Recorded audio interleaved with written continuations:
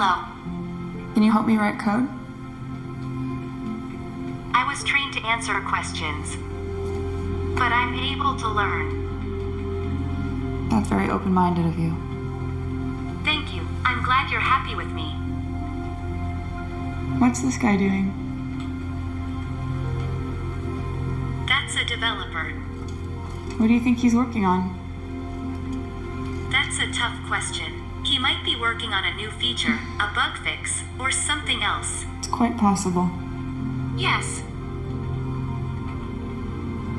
Do you see my backpack? That's a badminton racket. It's a squash racket, but that's pretty close. That's a badminton racket. No, but you're not the first person to make that mistake.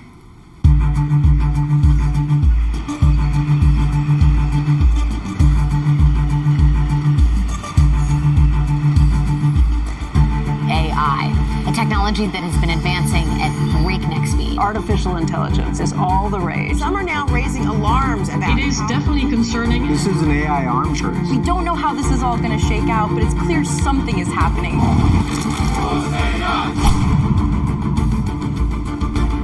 I'm kind of restless. Trying to build AGI is the most exciting journey, in my opinion, that humans have ever embarked on. If you're really going to take that seriously, there isn't a lot of time. Life's very short. My whole life's goal is to solve artificial general intelligence. And on the way, use AI as the ultimate tool to solve all the world's most complex scientific problems. I think that's bigger than the internet. I think that's bigger than mobile. I think it's more like the advent of electricity or fire.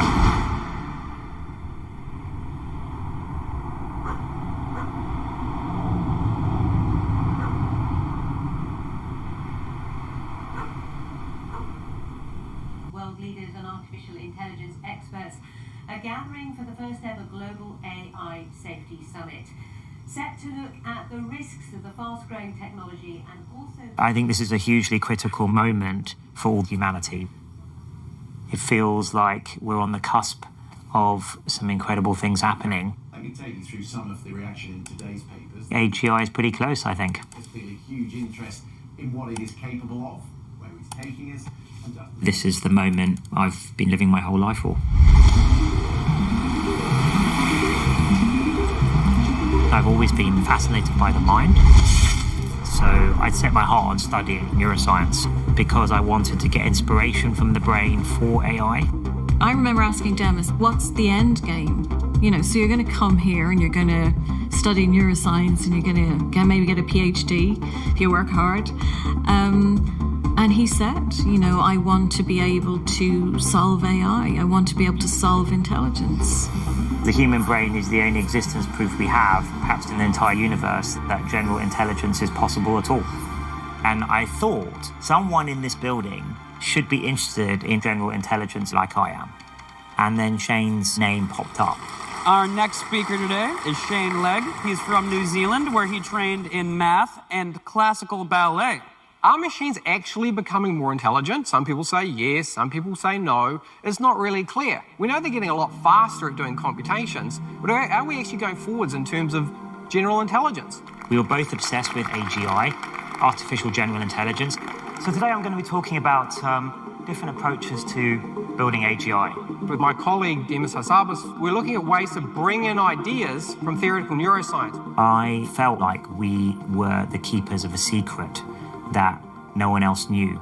Shane and I knew no one in academia would be supportive of what we were doing. AI was almost an embarrassing word to use in academic circles, right? If you said you were working on AI, then you clearly weren't a serious scientist. So I convinced Shane the right way to do it would be to start a company. Okay, we're going to try to do artificial general intelligence. It may not even be possible. We're not quite sure how we're going to do it, but we have some ideas of the kind of approaches. Huge amounts of money, huge amounts of risk, lots and lots of compute. And if we pull this off, it'll be the biggest thing ever, right? That is a very hard thing for a typical investor to put their money on. It's almost like buying a lottery ticket. I'm going to be speaking about systems neuroscience and how it might be used to help us build AGI. Finding initial funding for this was very hard. We're going to solve all of intelligence. You can imagine some of the looks I got when we were pitching that around. So I'm a VC, and I look at about 700 to 1,000 projects a year. And I fund literally 1% of those, about eight projects a year. So that means 99% of the time you're in no mode. Wait a minute, I'm telling you this is the most important thing of all time. I'm giving you all this build-up, how it connects with the brain, why the time's right now, and then you're asking me, but how are you going to make money? What's your product? It's like so prosaic a question. Have you not been listening to what I was saying? We needed investors who aren't necessarily going to invest because they think it's the best investment decision. They're partly going to invest because they just think it's really cool. He's the Silicon Valley version of the man behind the curtain in The Wizard of Oz. He had a lot to do with giving you PayPal, Facebook, YouTube, and Yelp. If everyone says X, Peter Thiel suspects that the opposite of X is quite possibly true. So Peter Thiel was our first big investor, but he insisted that we come to Silicon Valley because that was the only place there would be the talent and we could build that kind of company. But I was pretty adamant we should be in London because I think London's an amazing city. Plus, I knew there were really amazing people trained at Cambridge and Oxford and UCL in Silicon Valley. Everybody's founding a company every year, and then if it doesn't work, you chuck it and you start something new.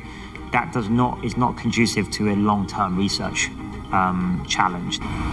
So we were totally an outlier for him. All right, everyone, welcome to DeepMind. So what is our mission? We summarize it as, DeepMind's mission is to build the world's first general learning machine. So we always stress the word general and learning here, the key things. Our mission was to build an AGI, an artificial general intelligence. And so that means that we need a system which is general. It doesn't learn to do one specific thing. That's a really key part of human intelligence. We can learn to do many, many things. It's going to, of course, be a lot of hard work, but one of the things that keeps me up at night is to not waste this opportunity to really make a difference here and have a big impact in the world. The first people that came and joined DeepMind already believed in the dream, but this was, I think, one of the first times they found a place full of other dreamers. We collected this Manhattan project, if you like, together to solve AI. In the first 2 years, we were in total stealth mode. And so we couldn't say to anyone what were we doing or where we worked. It was all quite vague.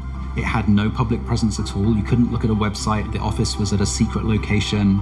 When we would interview people in those early days, they would show up very nervously. I had at least one candidate who said, I just messaged my wife to tell her exactly where I'm going, just in case this turns out to be some kind of horrible scam and I'm going to get kidnapped. Well, my favourite new person who's an investor is, I've been working on for a year, is Elon Musk. So for those of you who don't know, that's what he looks like. And he hadn't really thought much about AI till we chatted. His mission is to die on Mars or something, but not an impact. We made some big decisions about how we were going to approach building AI. This is a reinforcement learning setup. This is the kind of setup that we think about when we say we're building, an AI agent. There's basically the agent, which is the AI, and then there's the environment that it's interacting with. We decided that games, as long as you're very disciplined about how you use them, are the perfect training ground for AI development. We wanted to try to create one algorithm that could be trained up to play several dozen different Atari games. So just like a human, you have to use the same brain to play all the games. You can think of it that you provide the agent with the cartridge and you say, okay, imagine you're born into that world with that cartridge and you just get to interact with the pixels and see the score. What can you do? So what you're going to do is take your Q function, QK. Q-learning is one of the oldest methods for reinforcement learning. And what we did was combine reinforcement learning with deep learning within one system.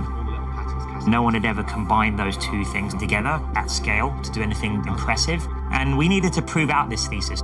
We tried doing Pong as the first game. It seemed like the simplest. It hasn't been told anything about what it's controlling or what it's supposed to do. All it knows is that score is good, and it has to learn what its controls do and build everything from first principles.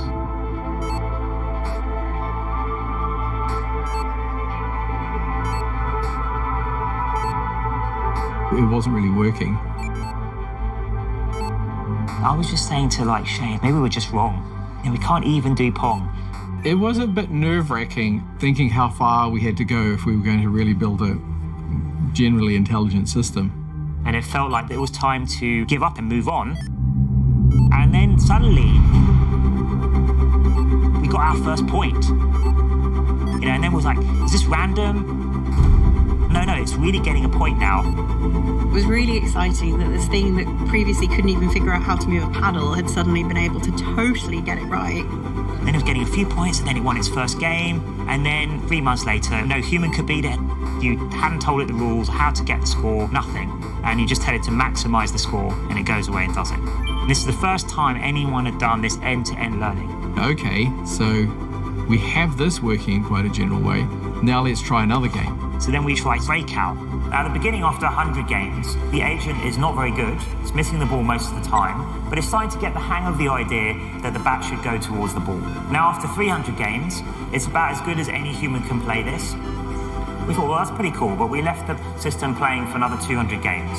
And it did this amazing thing. It found the optimal strategy was to dig a tunnel around the side and put the ball around the back of the wall. Finally, the agent is actually achieving what you thought it would achieve. That is a great feeling, right? When we do research, that is the best we can hope for. We started generalizing to 50 games, and we basically created a recipe. We could just take a game that we have never seen before. We would run the algorithm on that, and the QM could train itself from scratch, achieving human level or sometimes better than human level. We didn't build it to play any of them. We could just give it a bunch of games and it would figure it out for itself. And that, there was something quite magical in that. Suddenly you had something that would respond and learn whatever situation it was parachuted into. And that was like a huge, huge breakthrough. It was, in many respects, the first example of any kind of thing you could call a general intelligence. Although we were a well-funded startup, holding us back was not enough compute power. I realized that this would accelerate our timescales to AGI massively. I used to see Demis quite frequently. We'd have lunch, and he did say to me that he had 2 companies that were involved in buying DeepMind, and he didn't know which one to go with. The issue was, would any commercial company appreciate the real importance of the research and give the research time to come to fruition and not be breathing down their necks saying we want some kind of commercial benefit from this?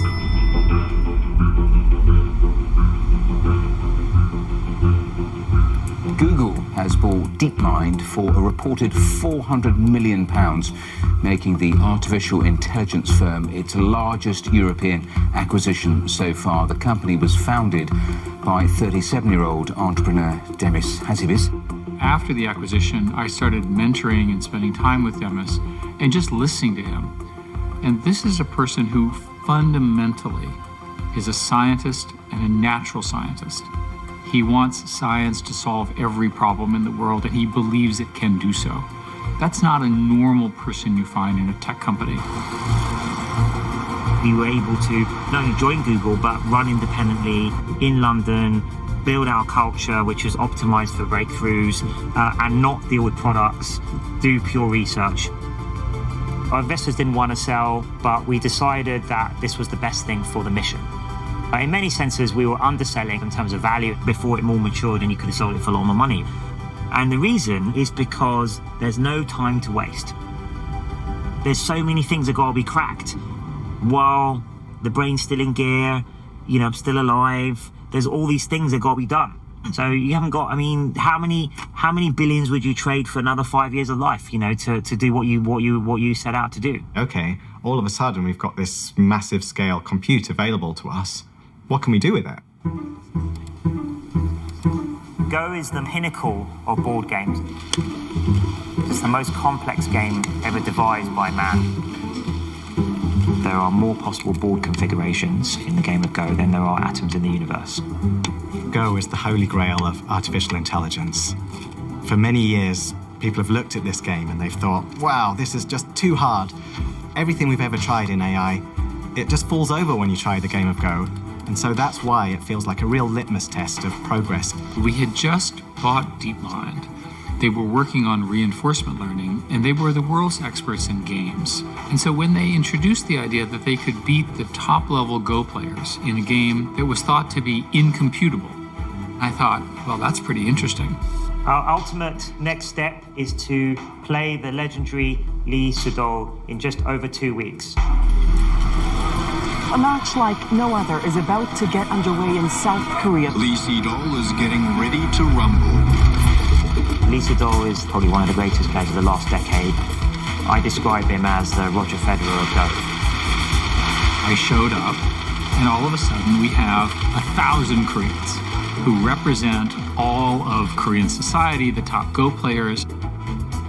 And then we have Demis and a great engineering team. He's very famous for very creative fighting play. So this could be difficult for us. I figured Lee Sedol was going to beat these guys, but they'll make a good showing. Good for a startup. I went over to the technical group and they said, let me show you how our algorithm works. If you step through the actual game, you can see kind of what AlphaGo thinks. The way we start off from training AlphaGo is by showing it 100,000 games that strong amateurs have played. And we first initially get AlphaGo to mimic the human player. And then through reinforcement learning, it plays against different versions of itself many millions of times and learns from its errors. This is interesting. All right, folks, you're going to see history made. So the game starts. He's really concentrating. He really is. Look at that. That's a very surprising move. I think we've seen an original move here.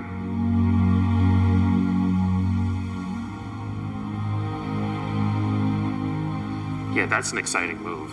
I like moves like that. Professional commentators almost unanimously said that not a single human player would have chosen move 37. So I actually had to poke around in AlphaGo to see what AlphaGo thought, and AlphaGo actually agreed with that assessment. AlphaGo said there was a 1 in 10,000 probability that move 37 would have been played by a human player.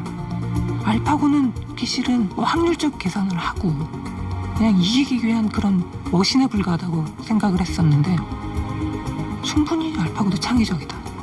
The game of Go has been studied for thousands of years, and AlphaGo discovered something completely new. He resigned. Lee Sedol has just resigned. He's beaten.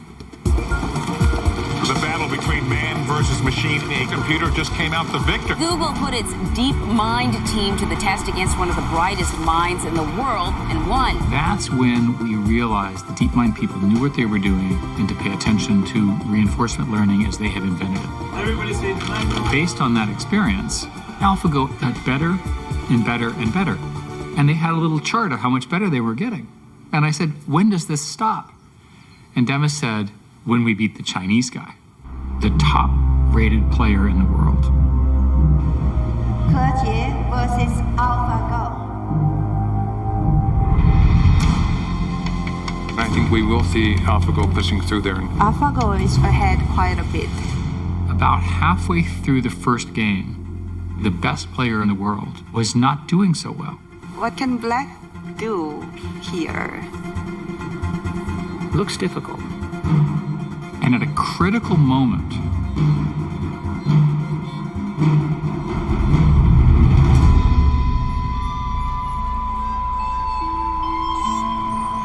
the Chinese government ordered the feed cut off. It was at that moment we were telling the world that something new had arrived on Earth. In the 1950s, when Russia's Sputnik satellite was launched, it changed the course of history. It is a challenge that America must meet to survive in the space age. This has been called the Sputnik moment. The Sputnik moment created a massive reaction in the US in terms of funding for science and engineering, and particularly space technology. For China, AlphaGo was the wake-up call, the Sputnik moment. It launched an AI space race.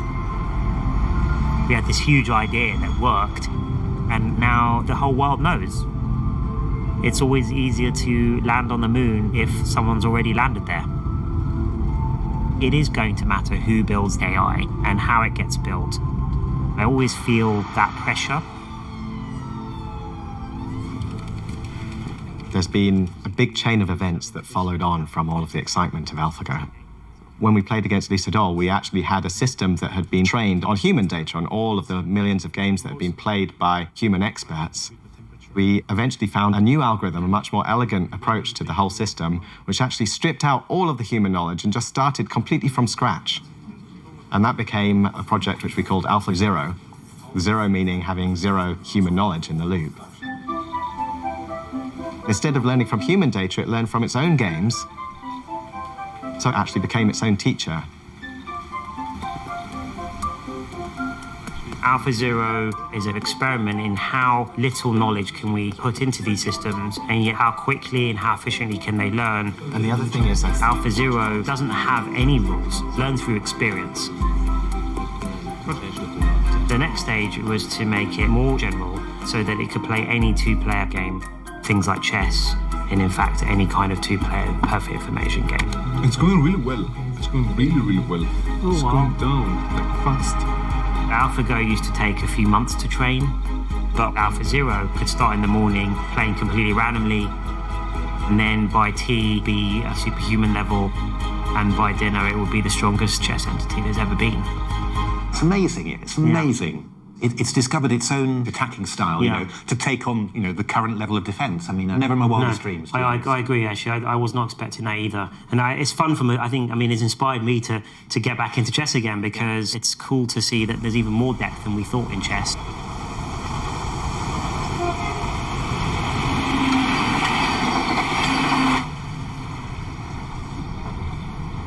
I actually got into AI through games. Initially, it was board games. I was thinking, how is my brain doing this? Like, what is it doing? I was very aware of that from a very young age. So I've always been thinking about thinking. The British and American chess champions meet to begin a series of matches. Playing alongside them are the cream of Britain and America's youngest players. Demis Hassabis is representing Britain. When Demis was 4, he first showed an aptitude for chess. By the time he was 6, he became London under-8 champion. My parents were very interesting and unusual, actually. I'd probably describe them as quite bohemian. My father was a singer-songwriter when he was younger, and Bob Dylan was his hero.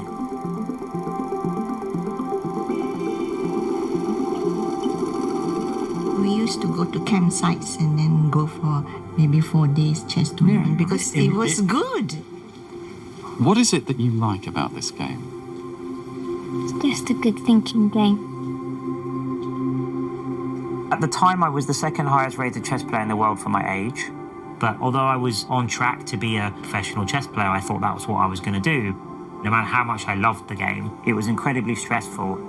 Definitely was not fun in games for me. My parents used to, they'd get very upset when I lost a game and angry if I forgot something, and because it was quite high stakes for them. It was cost a lot of money to go to these tournaments, and my parents didn't have much money.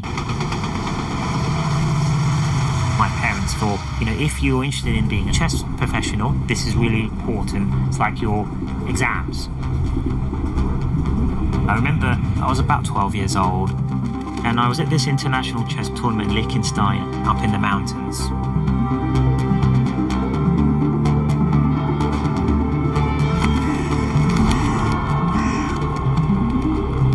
And we were in this huge church hall with, hundreds of international chess players.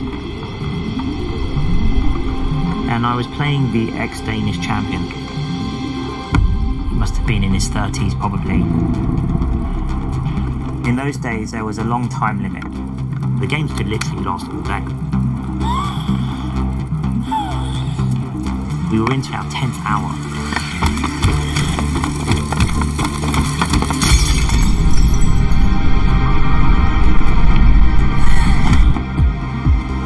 And we were in this incredibly unusual ending. I think it should be a draw. But He kept on trying to win for hours.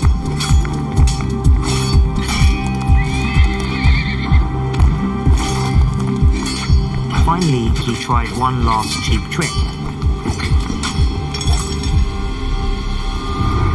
All I had to do was give away my queen, then it would be stalemate. But I was so tired, I thought it was inevitable I was going to be checkmated. And so I resigned. He jumped up, he just started laughing. And he went, "Why have you resigned? It's a draw." And he immediately, with a flourish, sort of showed me the drawing move. I felt so sick to my stomach. It made me think the rest of that tournament, it's like, are we wasting our minds? Is this the best use of all this brain power? Everybody's collectively in that building. If you could somehow plug in those 300 brains into a system, you might have solved cancer with that level of brain power. This intuitive feeling came over me that although I love chess, this is not the right thing to spend my whole life on.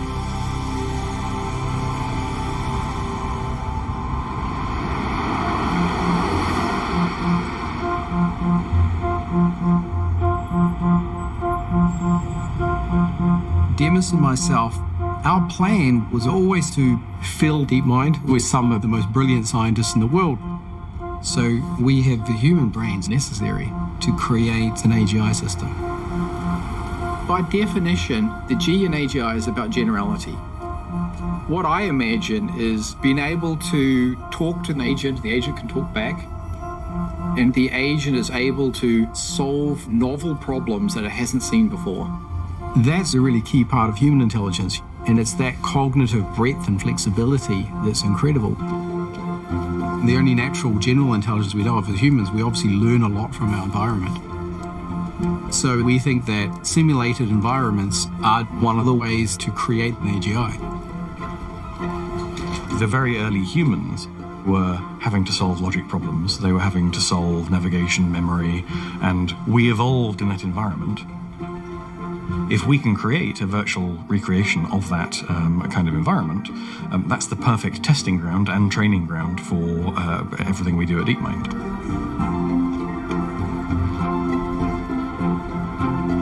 What they were doing here was creating environments for childlike beings, the agents, to exist within and play. That just sounded like the most interesting thing in all the world. A child learns by tearing things up and throwing food around and getting a response from mummy or daddy. This seems like an important idea to incorporate in the way you train your agent.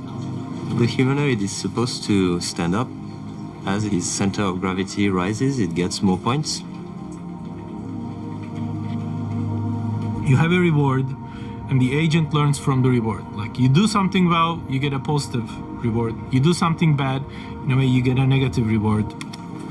Oh, it looks like it's standing. I think it's still a bit drunk. It likes to walk backwards. Yeah. The whole algorithm is trying to optimize for receiving as much rewards as possible. And it's found that walking backwards, that's good enough to get very good scores. When we learn to navigate, when we learn to get around in our world, we don't start with maps. We just start with our own exploration, adventuring off across a park without our parents by our side, or finding our way home from school when we're young. A few of us came up with this idea that if we had an environment where a simulated robot just had to run forward, we could put all sorts of obstacles in its way and see if it could manage to navigate different types of terrain. The idea would be like a parkour challenge. It's not graceful, but was never trained to hold a glass as it was running and not spill water. You set this objective that says just move forward velocity, and you'll get a reward for that. And the learning algorithm figures out how to move this complex set of joints. That's the power of reward-based reinforcement learning. Our goal is to try and build agents which you drop them in, they know nothing, they get to play around in whatever problem you give them, and eventually figure out how to solve it for themselves. Now, we want something which can do that in as many different types of problem as possible. A human needs diverse skills to interact with the world. How to deal with complex images, how to manipulate thousands of things at once, how to deal with missing information. We think all of these things together are represented by this game called StarCraft. All it's been trained to do is, given this situation, this screen, what would a human do? Right? We took inspiration from large language models, where you simply train a model to predict the next word, which is exactly the same as predict the next StarCraft move. Unlike chess or Go, where players take turns to make moves, in StarCraft, there's a continuous flow of decisions. On top of that, you can't even see what the opponent is doing. There is no longer a clear definition of what it means to play the best way. It depends on what your opponent does. This is the way that we'll get to a much more fluid, more natural, faster, more reactive agent. This is the huge challenge, and let's see how far we can push. Oh, holy monkey. I'm a pretty low-level amateur. I'm okay, but I'm a pretty low-level amateur. These agents have a long ways to go. We couldn't beat someone of Tim's level. You know, that was a little bit alarming. At that point, it felt like it was going to be a really big, long challenge in maybe a couple years. Danny is the best DeepMind StarCraft 2 player. I've been playing the agent every day for a few weeks now. I could feel that the agent was getting better really fast. Wow, we beat Danny. That for me was already like a huge achievement. The next step is we're going to book in a pro to play.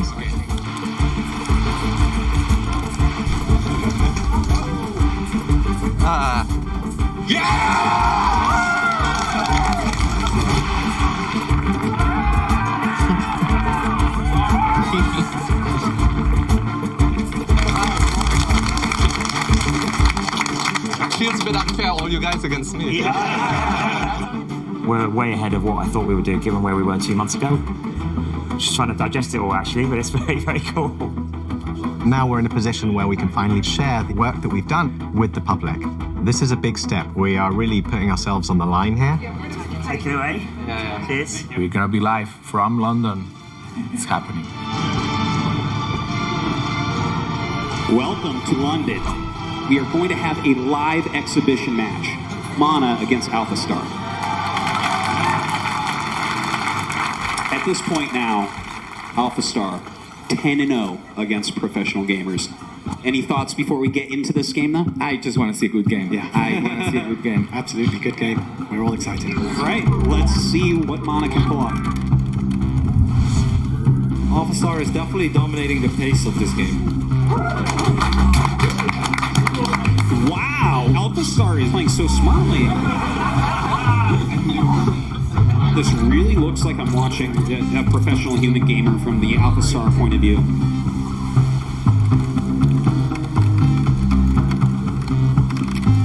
I haven't really seen a pro play StarCraft up close.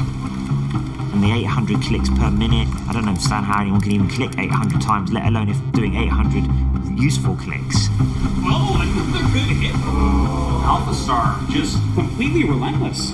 We need to be careful because many of us grew up as gamers and are gamers, and so to us it's very natural to view games as what they are, which is pure vehicles for fun, and not to see that more militaristic side that the public might see if they looked at this. You can't look at gunpowder and only make a firecracker. All technologies inherently point into certain directions.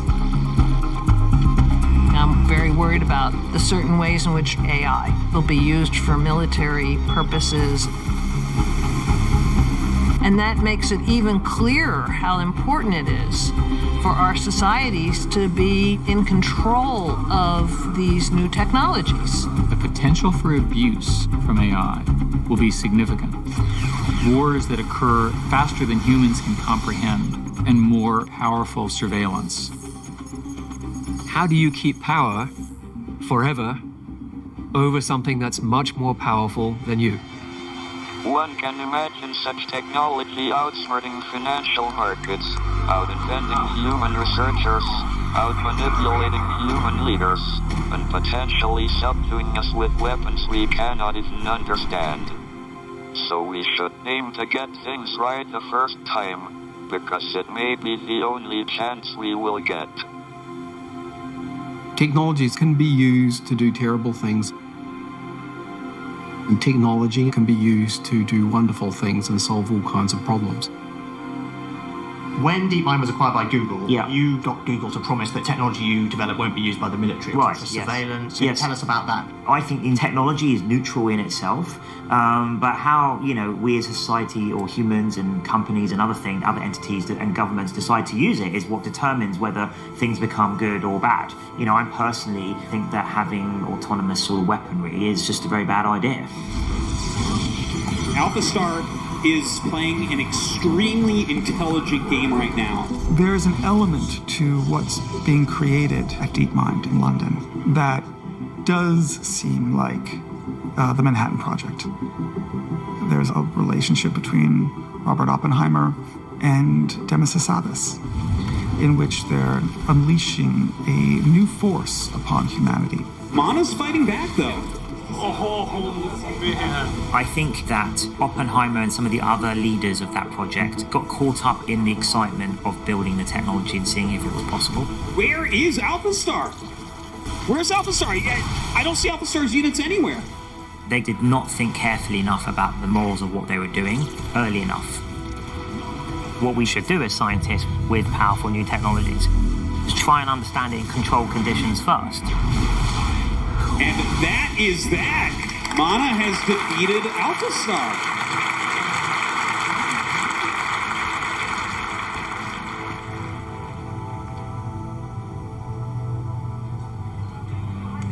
I mean, my honest feeling is that I think is a fairer representation of where we are. And I think that part feels okay. I'm very happy for you. So, well done. My view is that the approach to building technology, which is embodied by move fast and break things, is exactly what we should not be doing. Because you can't afford to break things and then fix them afterwards. Cheers, yeah? Thank you so much. Get some rest. You did well. Cheers, yeah? Thank you for having us.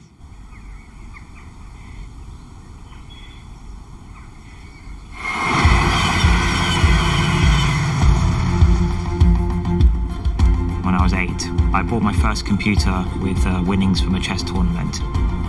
I've sort of had this intuition that computers are this magical device that can extend the power of the mind. I had a couple of school friends. We used to have a hacking club, writing code, making games.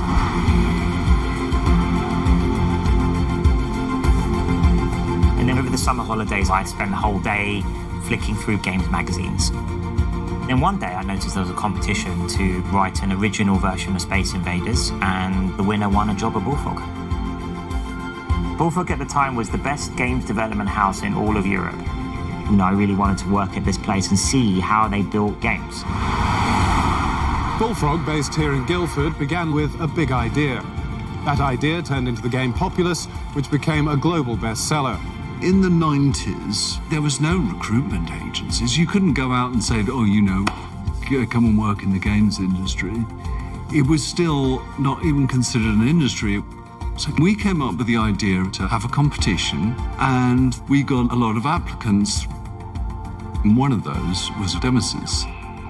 I can still remember clearly the day that Demis came in. He walked in the door, he looked about 12. I thought, oh my God, what the hell are we going to do with this guy? I applied to Cambridge.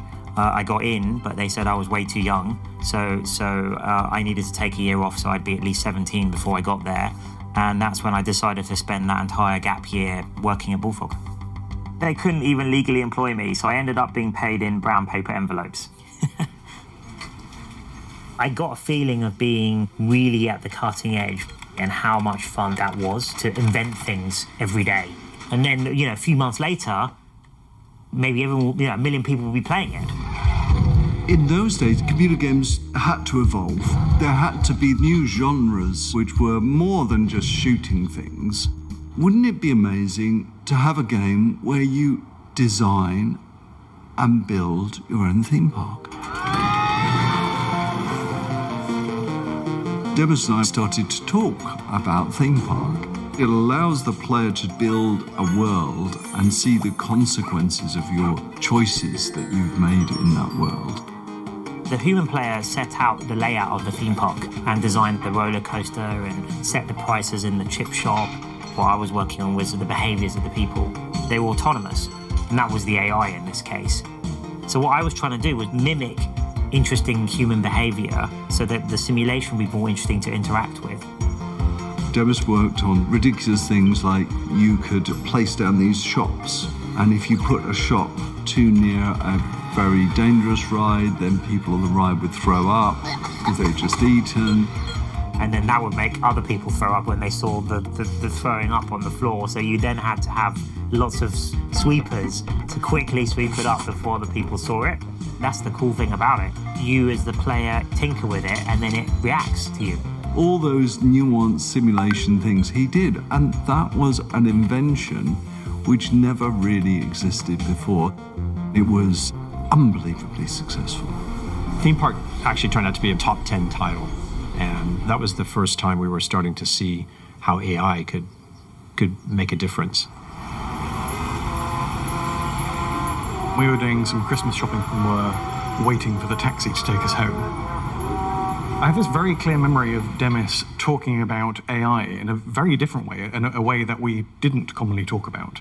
This idea of AI being useful for other things other than entertainment. So being useful for helping the world and the potential of AI to change the world. I just said to Demis, what is it you want to do? And he said to me, I want to be the person that solves AI.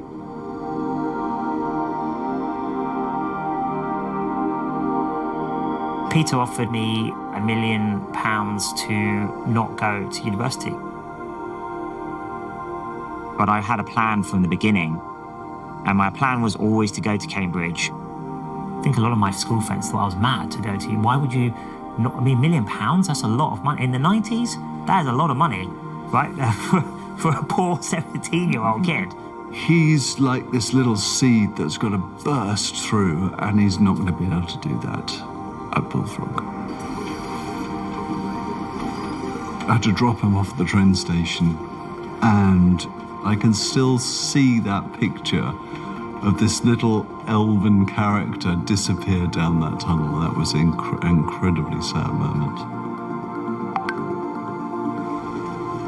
I had this romantic ideal of what Cambridge would be like. 1,000 years of history, walking the same streets that Turing, Newton, and Krieg had walked.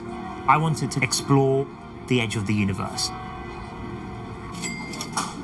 When I got to Cambridge, I'd basically been working my whole life. Every single summer, I was either playing chess professionally or I was working, doing an internship. So I was like, right, I am going to have fun now and explore what it means to be a normal teenager.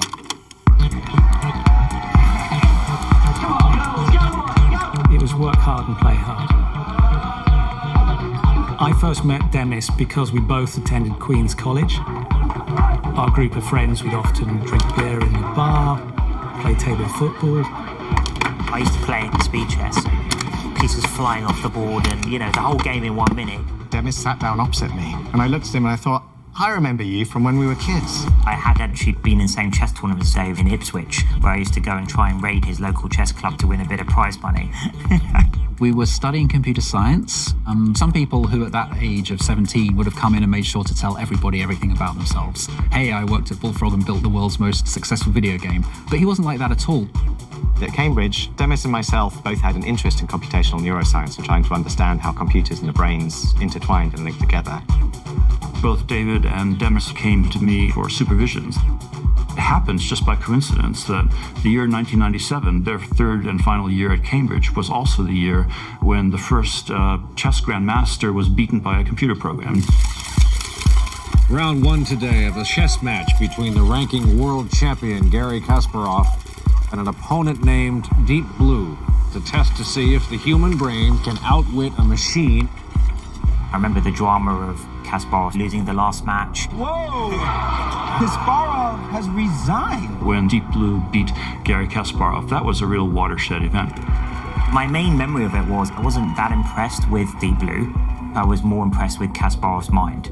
That he could play chess to this level where he could compete on an equal footing with the brute of a machine, but of course Kasparov can do everything else humans can do too. It was a huge achievement, but the truth of the matter was Deep Blue could only play chess. What we would regard as intelligence was missing from that system. This idea of generality and also learning. Cambridge was amazing because, of course, you're mixing with people who are studying many different subjects. There were scientists, philosophers, artists, geologists, biologists, ecologists. Everybody's talking about everything all the time. I was obsessed with the protein folding problem. Tim Stevens used to talk obsessively, almost like religiously, about this problem, protein folding problem. Proteins are, one of the most beautiful and elegant things about biology. They're the machines of life. They build everything, they control everything. They're why biology works. Proteins are made from strings of amino acids that fold up to create a protein structure. If we can predict the structure of proteins from just their amino acid sequences, then a new protein to cure cancer or breaks down plastic to help the environment is definitely something that you could begin to think about. I kind of thought, well, is a human being clever enough to actually fold the protein? We can't work it out. Since the 1960s, we thought that, in principle, if I know what the amino acid sequence of a protein is, I should be able to compute what the structure's like. So, if you could just press a button and they'd all come popping out, that would have some impact. It stuck in my mind as this is a very interesting problem. And it felt to me like it would be solvable. But I thought it would need AI to do it. If we could just solve protein folding, it could change the world.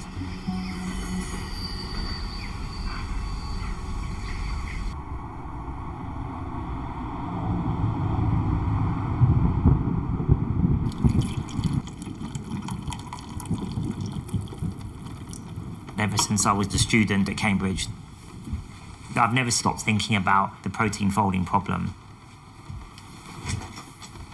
If you were to solve protein folding, then the potential to help solve problems like Alzheimer's, dementia, and drug discovery is huge. Solving disease is probably the most major impact we could have.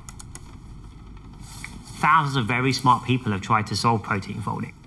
I just think now is the right time for AI to crack it. We needed a reasonable way to apply machine learning to the protein folding problem. We came across this Fold It game. The goal is to move around this 3D model of a protein, and you get a score every time you move it. The more accurate you can make these structures, the more useful they will be to biologists. We spent a few days just kind of seeing how well we could do. We did reasonably well, but even if you were the world's best folded player, you wouldn't solve protein folding. That's where we had to move beyond the game. Games are always just a proving ground for our algorithms. The ultimate goal was not just to crack Go and StarCraft, it was to crack real-world challenges.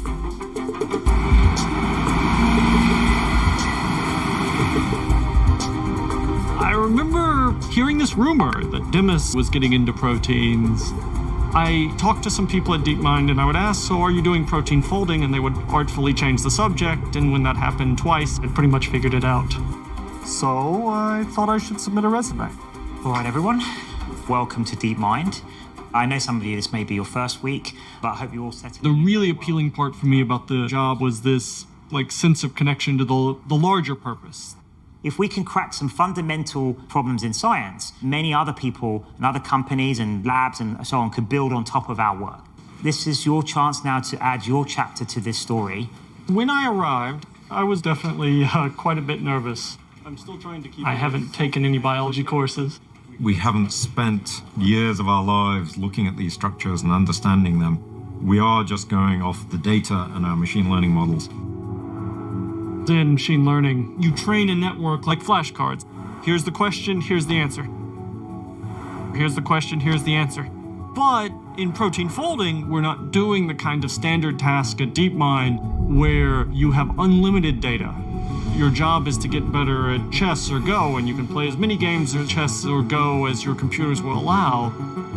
With proteins, we're sitting on a very fixed size of data that's been determined by a half-century of time-consuming experimental methods in laboratories. These painstaking methods can take months or years to determine a single protein structure, and sometimes a structure can never be determined. That's why we're working with such small data sets to train our algorithms. When DeepMind started to explore the folding problem, they were talking to us about which data sets they were using and what would be the possibilities if they did solve this problem. Many people have tried, and yet no one on the planet has solved protein folding. I did think to myself, well, good luck. If we can solve the protein folding problem, it would have an incredible kind of medical relevance. This is the cycles of science.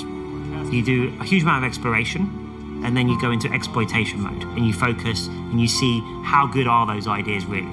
And there's nothing better than external competition for that. It feels like that's what we should do. So we decided to enter CASP competition. CASP, we started to try and speed up the solution to the protein folding problem. CASP is when we say, look, DeepMind is doing protein folding, this is how good we are, and maybe it's better than everybody else, maybe it isn't. CASP is a bit like the Olympic Games protein folding. CASP is a community-wide assessment that's held every 2 years. Teams are given the amino acid sequences of about 100 proteins, and then they try to solve this folding problem using computational methods.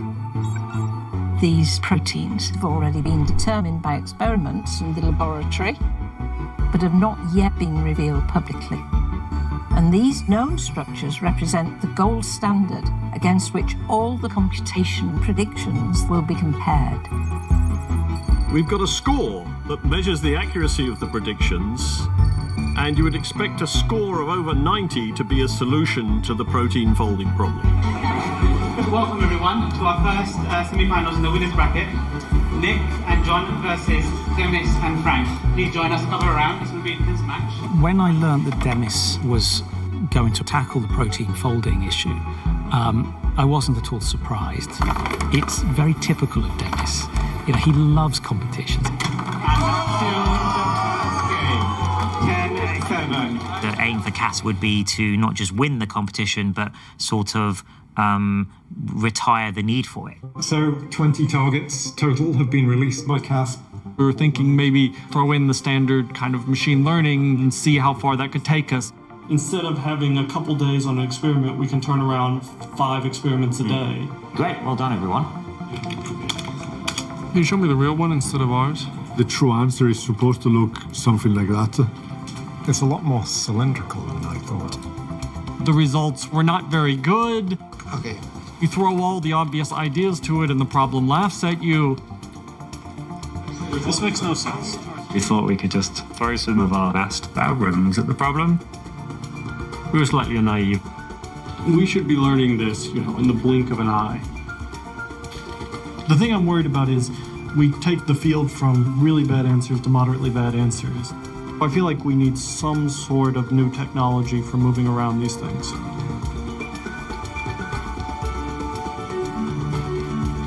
With only a week left of CASP, it's now a sprint to get it deployed. You've done your best, and then there's nothing more you can do but wait for CASP to deliver the result.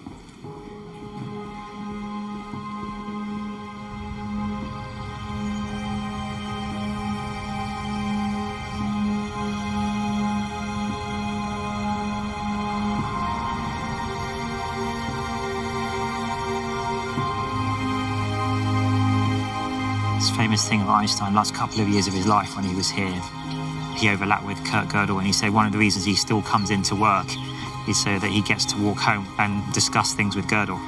It's a pretty big compliment for Kurt Gödel. Shows you how amazing he was. The Institute for Advanced Study was formed in 1933 In the early years, the intense scientific atmosphere attracted some of the most brilliant mathematicians and physicists ever concentrated in a single place and time. That's the founding principle of this place. It's the idea of unfettered intellectual pursuit, even if you don't know what you're exploring, will result in some cool things. And sometimes that then ends up being useful, which of course is partially what I've been trying to do at DeepMind. How many big breakthroughs do you think are required to get all the way to AGI? And estimate maybe there's about a dozen of those. I hope it's within my lifetime. Yes. But then all scientists hope that, right? Demis has many accolades. Was elected fellow to the Royal Society last year. Is also fellow Royal Society of Arts. A big hand for Demis Hassabis.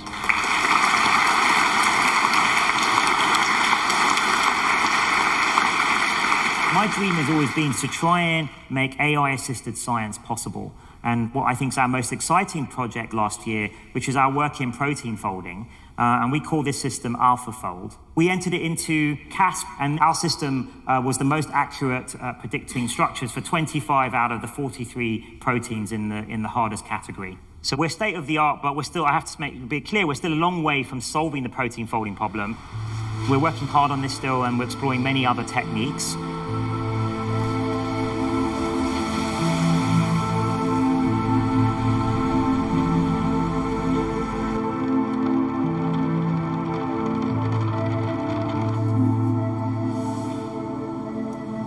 Get started. So, kind of a rapid debrief. These are our final rankings for CASP. We beat the second team in this competition by nearly 50%, but we still got a long way to go before we've solved the protein folding problem in a sense that a biologist could use it. It is an area of concern. The quality of predictions varied, and they were no more useful than the previous methods. AlphaFold didn't produce good enough data for it to be useful in a practical way to, say, somebody like me investigating my own biological problems. That was kind of a humbling moment, because we thought we'd worked very hard and succeeded. And what we had found is we were the best in the world at a problem the world's not good at. We knew we sucked. It doesn't help if you have the tallest ladder when you're going to the moon. The opinion of quite a few people on the team that this is sort of a fool's errand in some ways. And I might have been wrong with protein folding. Maybe it's too hard still for where we're at generally with AI. If you want to do biological research, you have to be prepared to fail, because biology is very complicated. I've run a laboratory for nearly 50 years, and half my time I'm just an amateur psychiatrist to keep my colleagues cheerful when nothing works. And quite a lot of the time, and I mean 80–90%, it does not work. If you are at the forefront of science, I can tell you, you will fail a great deal.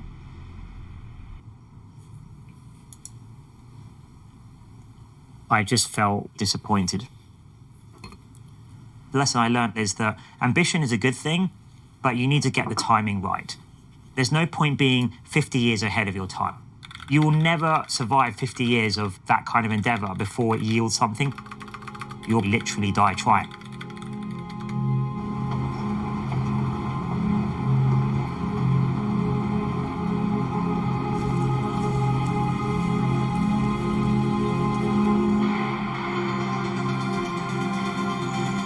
When we talk about AGI, the holy grail of artificial intelligence, it becomes really difficult to know what we're even talking about.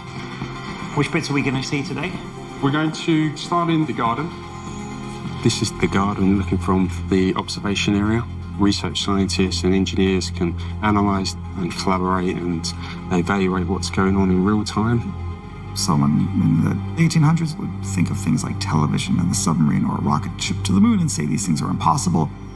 Yet Jules Verne wrote about them, and a century and a half later, they happened. We'll be experimenting on civilizations, really. Civilizations of AI agents. Once the experiments start going, it's going to be the most exciting thing ever. So how will we get sleep? I won't be able to sleep. Full AGI, it will be able to do any cognitive task that a person can do. And it will be able to scale potentially far beyond that. It's really impossible for us to imagine the outputs of a superintelligent entity. It's like asking a gorilla to imagine, what Einstein does when he produces the theory of relativity. People often ask me these questions like, what happens if you're wrong and AGI is quite far away? And I'm like, no, I never worry about that. I actually worry about the reverse. I actually worry that it's coming faster than we can really prepare for. It really feels like we're in a race to AGI. The prototypes and the models that we are developing now are actually transforming the space of what we know about intelligence. Recently, we've had agents that are powerful enough to actually start playing games in teams and competing against other teams. We're seeing cooperative social dynamics coming out of agents where we haven't pre-programmed in any of these sorts of dynamics. It's completely learned from their own experiences. When we started, we thought we were out to build an intelligent system and convince the world that we'd done it. We're now starting to wonder whether we're going to build systems that we're not convinced are fully intelligent, and we're trying to convince the world that they're not. Hey, Alpha. Hello there. Where are we today? You're at the Museum of Modern Art in New York City. Kind of. What painting is this? This is the creation of Adam by Michelangelo. I don't think that painting is in New York City. You are right. It's in the Vatican City. Do you think that's where we are?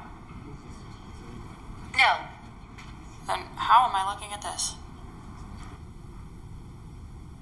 You're looking at a digital copy of the painting. Yes. Who lives in this house? An astronaut.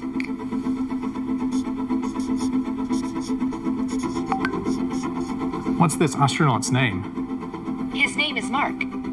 This is a famous equation by Albert Einstein. It shows that energy and mass are equivalent. How would you explain it to a 5-year-old? Well, imagine you have a big rock, and you want to know how much it weighs. Is Mark in danger? No, Mark is not in danger. Why's that? Because the dinosaur is not real. Alright, why could you not answer my question? I think I couldn't answer your question because I don't know enough about the subject. Okay. How could you learn more about the subject? I can learn more about the subject by reading books, articles, and websites. You can teach me. My conclusion is, if you now think about what we're doing is learning from all humans, all their knowledge at once, the internet, you would actually know a lot about the world. Like a significant portion of everything humans can do, and now I think it's more like, well, it might just all work. This is a big moment. Who is this? This is God reaching out to Adam. The advent of AGI will divide human history into two parts. The part up to that point and the part after that point. Why is he reaching out to touch Adam? God is reaching out to touch Adam to give him life. It will give us a tool that can completely reinvent our entire civilization. What does this painting mean to you? The painting means a lot to me. Okay, like what?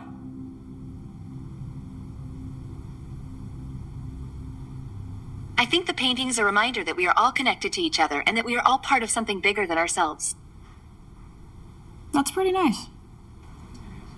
When you cross that barrier of AGI might happen one day in the future to, no, actually this could really happen in a time frame that's sort of like on my watch, Something changes in your thinking. It's learned to orient itself by looking at... We have to be careful with how we use it and thoughtful about how we deploy it.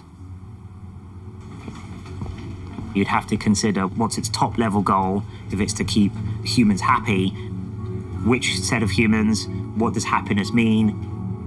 A lot of our collective goals are very tricky, even for humans to figure out.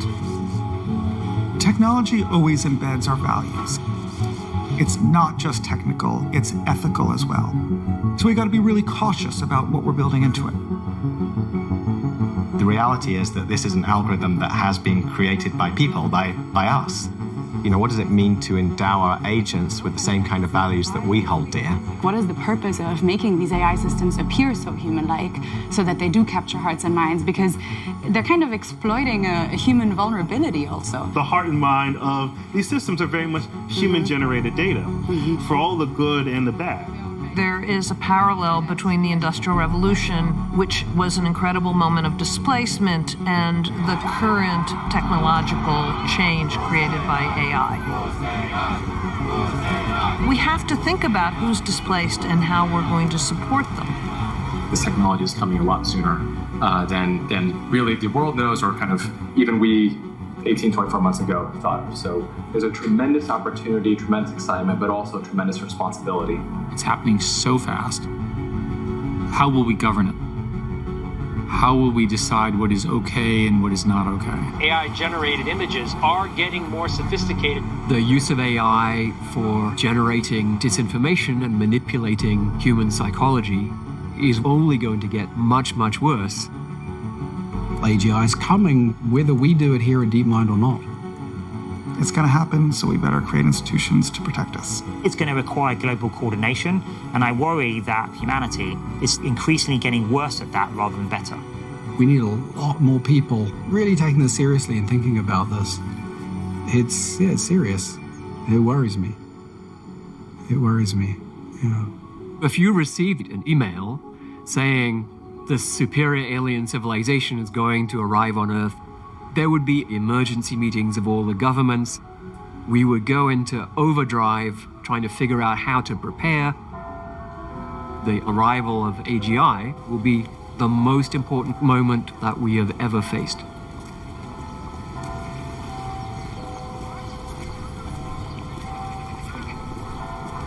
My dream was that on the way to AGI, we would create revolutionary technologies that would be of use to humanity. That's what I wanted with AlphaFold. I think more important than ever that we should solve the protein folding problem. This is going to be really hard, but I won't give up until it's done. You know, we need to double down and go as fast as possible from here. I think we've got no time to lose. So we are going to make protein folding a strike team. Team lead for the strike team will be John. You know, we've seen how effective. You know, we're going to try everything, kitchen sink, the whole lot. It's about proving we can solve the whole problem. And I felt that to do that, we would need to incorporate some domain knowledge. We had some fantastic engineers on it, but they were not trained in biology. As a computational biologist, when I initially joined the AlphaFold team, I didn't immediately feel confident about anything. You know, whether we were going to be successful. Biology is so ridiculously complicated.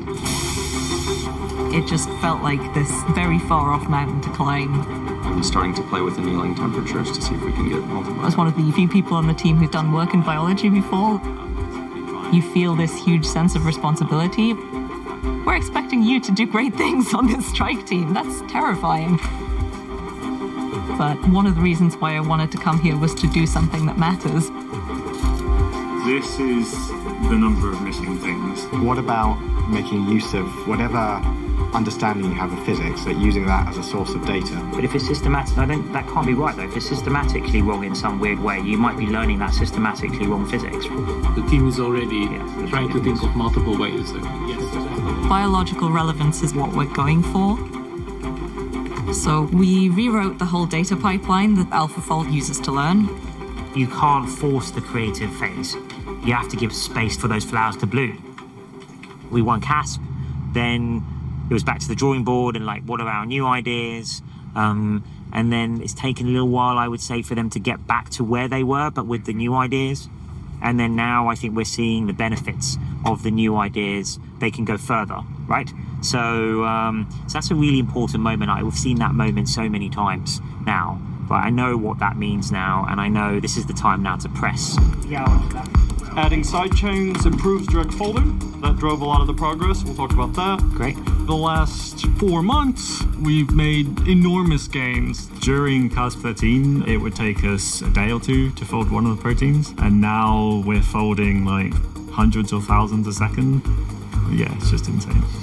Now this is a model that is orders of magnitude faster, while at the same time being even better. We're getting a lot of structures into the high accuracy regime. We're rapidly improving to a system that is starting to really get at the core and heart of the problem.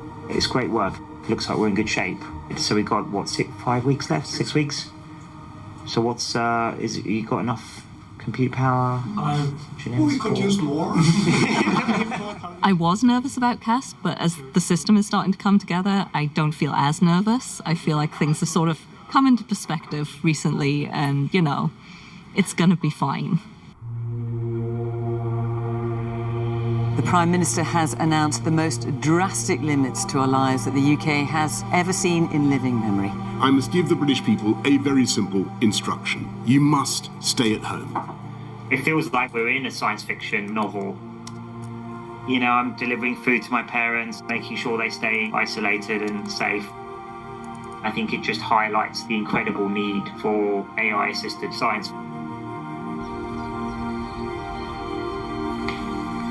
You always know that something like this is a possibility, but nobody ever really believes that it's going to happen in their lifetime, though. Are you recording yet? Yes. Good morning, Ola. Hey. Good. Casper started. It's nice I get to sit around in my pajama bottoms all day. I never thought I would live in a house where so much was going on. I would be trying to solve protein folding in one room, and my husband would be trying to make robots walk in the other. One of the hardest proteins we've gotten in CAS thus far is a SARS-CoV-2 protein called ORF8. ORF8 is a coronavirus protein. It's one of the main proteins that dampens the immune system. We tried really hard to improve our prediction, really, really hard. Probably the most time that we have ever spent on a single target. To the point where my husband is like, it's midnight, you need to go to bed. So I think we're at day 102 since lockdown. My daughter is keeping a journal. Now you can go out as much as you want. We have received the last target. They've said they will be sending out no more targets in our category of CAS. So we're just making sure we give the best possible answer.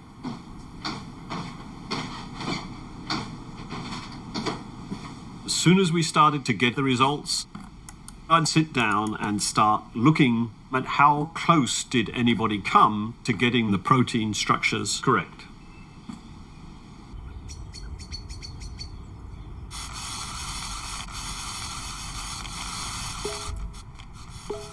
Oh, hey, Tim.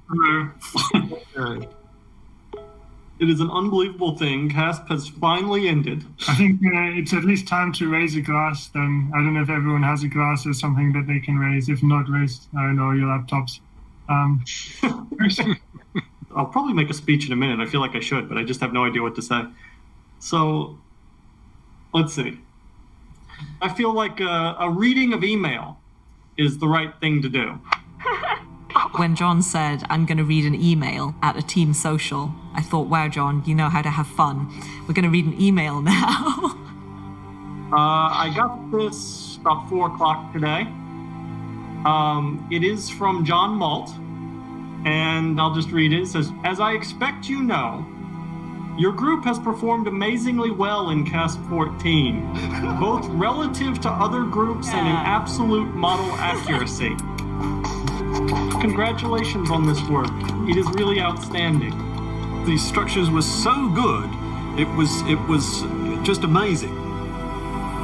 After half a century, we finally have a solution to the protein folding problem. When I saw this email, I read it, I go, oh shit! And my wife goes, is everything okay? I call my parents. I'm just like, hey, Mom, got something to tell you. We've done this thing, and it might be kind of a big deal. So when I learned of the CAS 14 results, I was gobsmacked. I was just excited. This is a problem that I was beginning to think would not get solved in my lifetime. Now we had a tool that can be used practically by scientists. These people asking us, I've got this protein involved in malaria or, some infectious disease. We don't know the structure. Can we use AlphaFold to solve it? We can easily predict all known sequences in a month. All known sequences in a month? Yeah, easily. 1 billion, 2 billion. And there so why don't we just do that? Yeah, we should just do that. Well, we're like, now that's way you can better. really... Why don't we just do that? Well, so that's one of the options. Like we, right? There's this. We should just. We should. That's a great idea. We should just run every protein in existence, and then release that. Why didn't someone suggest this before? Of course, that's what we should do. Why are we thinking about making a service and then people submit their protein? We just fold everything, and then give it to everyone in the world. Who knows how many discoveries will be made from that? Demis called us up and said, we want to make this open. Not just make sure the code is open, but we're going to make it really easy for everybody to get access to the predictions. That is fantastic. It's like drawing back the curtain, seeing the whole world of protein structures. They released the structures of 200 million proteins. These are gifts to humanity.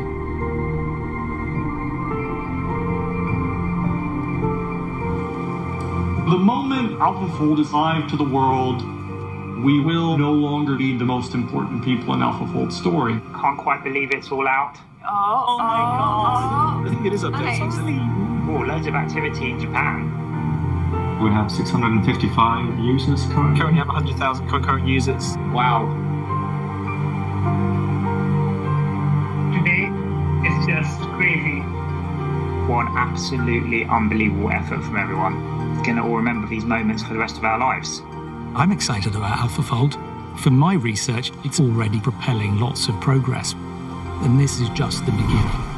My guess is every single biological and chemistry achievement will be related to AlphaFold in some way.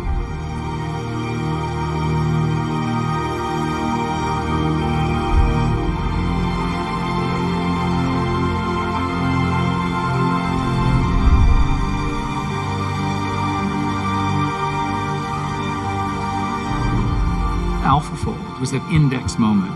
It's a moment that people will not forget because the world changed.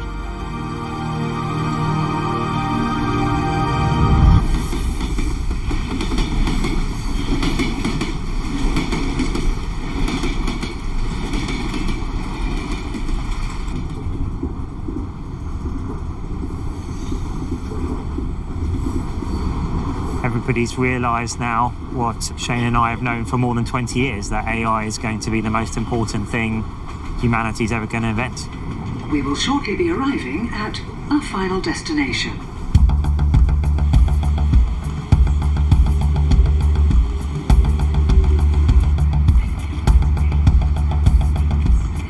The pace of innovation and capabilities is accelerating.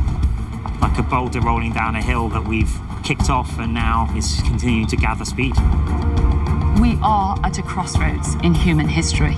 AI has the potential to transform our lives in every aspect. No less important than the discovery of electricity.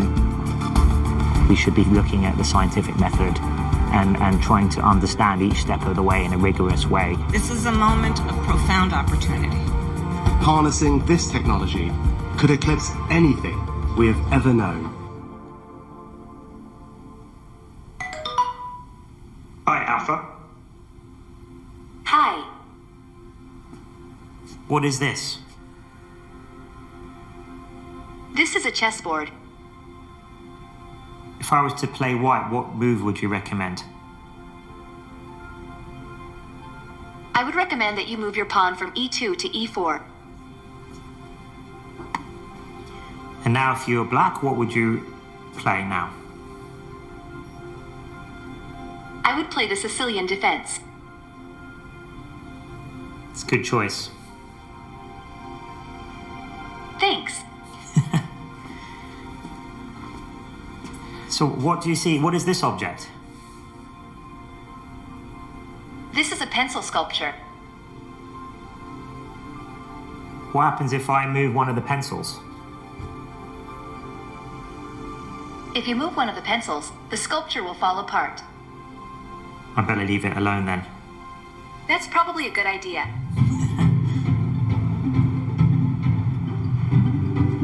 AGI is on the horizon now. Very clearly, the next generation is going to live in a future world where things will be radically different because of AI.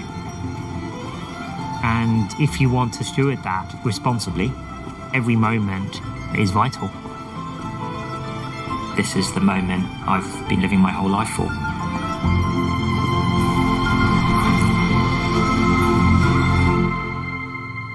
It's just a good thinking game.